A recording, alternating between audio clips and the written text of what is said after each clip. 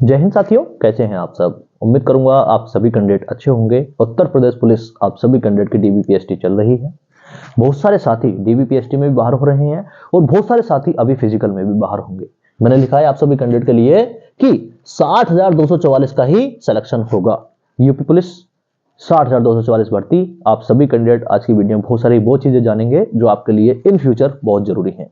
आपके मेडिकल को लेके, आपके फिजिकल को लेके, या वर्तमान समय डीबीपीएसटी की जो प्रक्रिया है चल रही है उसमें कितने कैंडिडेट बाहर हो रहे हैं, कितने प्रतिशत कैंडिडेट पास हो रहे हैं, मैं आज की वीडियो में आप सभी कैंडिडेट को बताने वाला हूं। और जो साथी फिजिकल की तैयारी कर रहे हैं उनको फिजिकल में क्या सावधानी बरतनी है वो भी मैं आप सभी कैंडिडेट को बताऊंगा। I request to you video last तक देखें ताकि मेरे द्वारा प्रोवाइड की गई जानकारी आप लोगों को अच्छे समझ में आ सके। जो साथी पहली बार हमारे साथ में जुड़ रहे हैं, आई रिक्वेस्ट टू यू आप सभी साथी चैनल को सब्सक्राइब कर लें और वीडियो को शेयर कर दें। वीडियो पसंद आती है आप बाद में लाइक भी कर सकते हैं। सबसे पहले मैंने आपके लिए लिखा है यूपी पुलिस रनिंग की तैयारी 2025। देखो, रनिंग की ऑफिशियल अपडेट आ चुकी है। फरवरी में ही आपकी दौड़ शुरू हो जाएगी। ठीक है, अब फरवरी में ही आपकी दौड़ शुरू हो जाएगी। 2-4 दिन ऊपर नीचे हो सकता है, ठीक है, उसका ऑफिशियल रूप से अपडेट आना बाकी है, लेकिन 2-4 दिन ऊपर नीचे हो सकता है, लेकिन फरवरी में ही आपकी दौड़ शुरू हो जाएगी। ठीक है, दिसंबर में ही आपके जो पीएसटी थे वो स्टार्ट हो गए थे।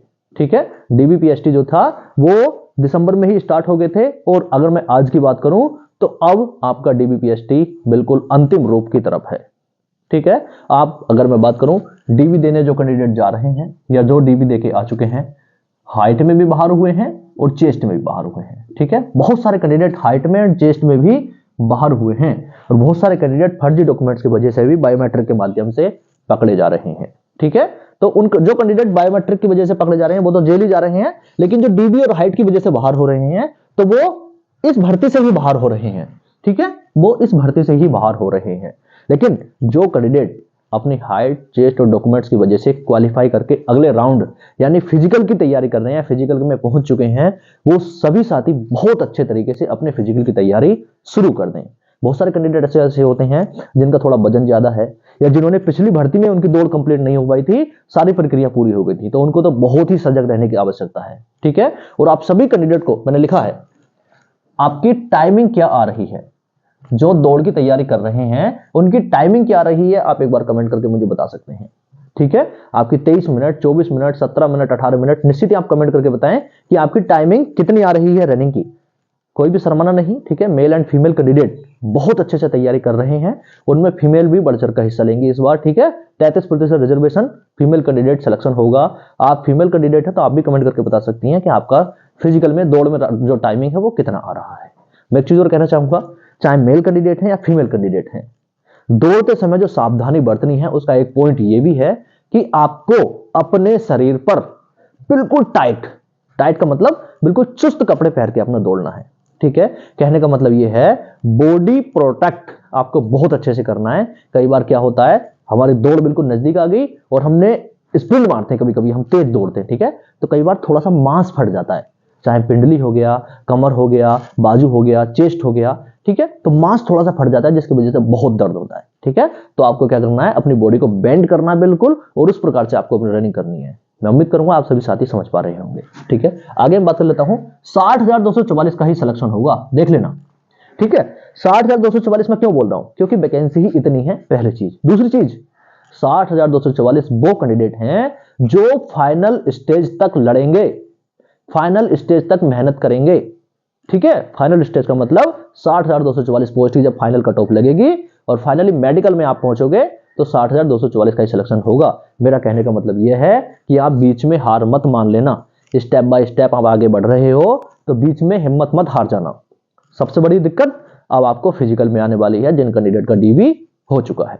ठीक है, तो फिजिकल की तैयारी आप सभी कैंडिडेट को बहुत अच्छे से करनी है।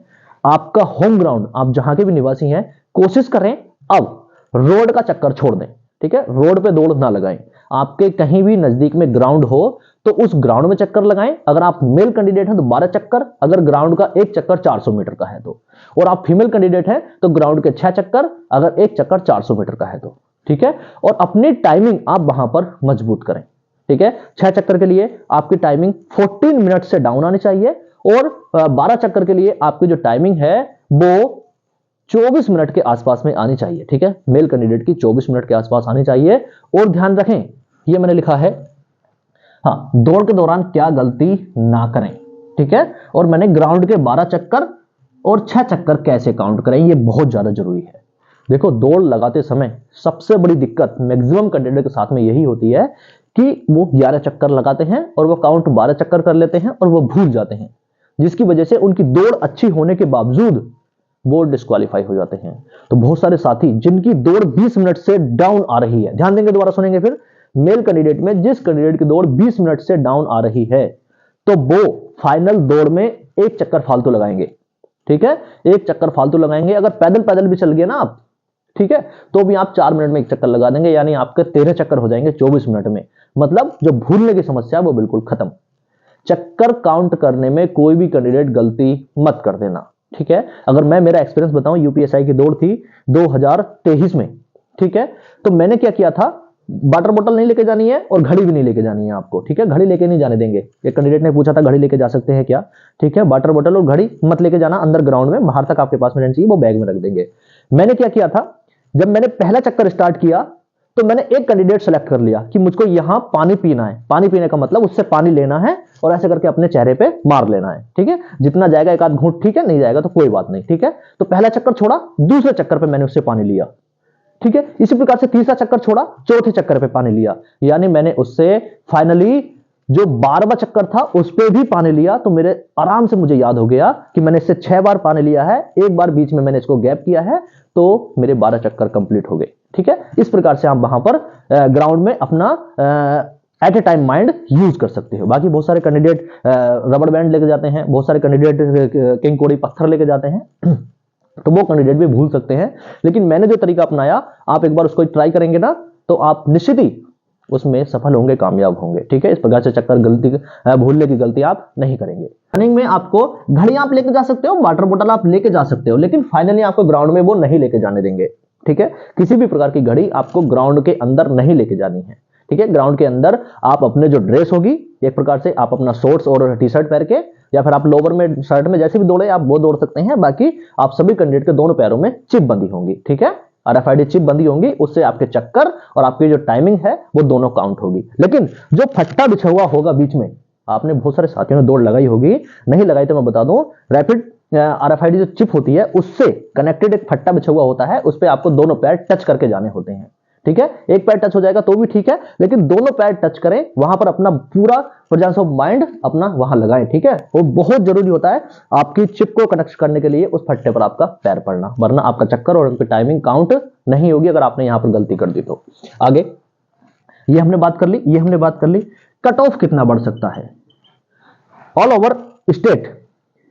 आप किसी भी जिले के कैंडिडेट हैं, आप किसी भी कैटेगरी के कैंडिडेट हैं, ठीक है। अगर मैं बात करूं SC और ST की, SC और ST जो भी कैंडिडेट है मेल एंड फीमेल, आप 7 से 8 नंबर इंक्रीज कर लीजिए, ठीक है। 7 से 8 नंबर आपकी कट ऑफ बढ़ सकती है। जनरल और OBC की मैं बात करूं तो समथिंग 10 नंबर आपकी कट ऑफ बढ़ सकती है, ठीक है। मैं यहां पर लिख रहा हूं, ध्यान देंगे, general OBC male and female, ठीक है, मेल एंड फीमेल कैंडिडेट कम से कम 10 नंबर आपकी जो कट ऑफ है वो बढ़ सकती है, संभावना है, ठीक है। और SC और ST कैंडिडेट की मैं बात करूं तो समथिंग 7 से 8 नंबर आपकी भी जो कट ऑफ है वो बढ़ सकती है। सिंपल सी बात है, कट ऑफ बिल्कुल बढ़ेगी। अगर मैं DBPST में फेल की बात करूं तो ये फेल का प्रतिशत है मात्र 15%। ओवरऑल जितने कैंडिडेट DB देने जा रहे हैं तो उसमें से 15% कैंडिडेट फेल हो रहे हैं, यानी 100 कैंडिडेट एक दिन के में DB देने गए तो वहां पर 15 कैंडिडेट डिस्क्वालीफाई हो जा रहे हैं, हाइट की वजह से, चेस्ट की वजह से या फिर डॉक्यूमेंट्स की वजह से, ठीक है। तो 100 कैंडिडेट में से 15 कैंडिडेट, ठीक है। अगर मैं बात करूं 1,73,000 की, समथिंग 1,73,000 कैंडिडेट इन्होंने DB के लिए बुलाए हैं, तो फाइनली इसका हम 15% निकाल दें, इसको हम पूरा पूरा 1,80,000 माने, ठीक है, ठीक है। देख लीजिए, 9×27, 1,27,000 कैंडिडेट फिजिकल देंगे, ठीक है। 1,27,000 का मतलब होता है दुगने कैंडिडेट फिजिकल देने जाएंगे, जितनी वैकेंसी है उसका दोगुना कैंडिडेट फिजिकल देने जाएंगे, ठीक है। और अगर मैं रनिंग की बात करूं तो रनिंग में कितने कैंडिडेट डिस्क्वालीफाई होते हैं तो उनका प्रतिशत होता है मैक्सिमम 15 से 20%, ठीक है। 15 से 20% कैंडिडेट फिजिकल में भी डिस्क्वालीफाई हो जाते हैं। तो कट ऑफ आपकी ये बढ़ सकती है, इतनी संभावना है। जनरल OBC 10 नंबर और SC ST 7 से 8 नंबर आपकी कट ऑफ बढ़ सकती है। बाकी आप सभी कैंडिडेट को न्यू वैकेंसी और एग्जाम की तैयारी आपको करनी चाहिए।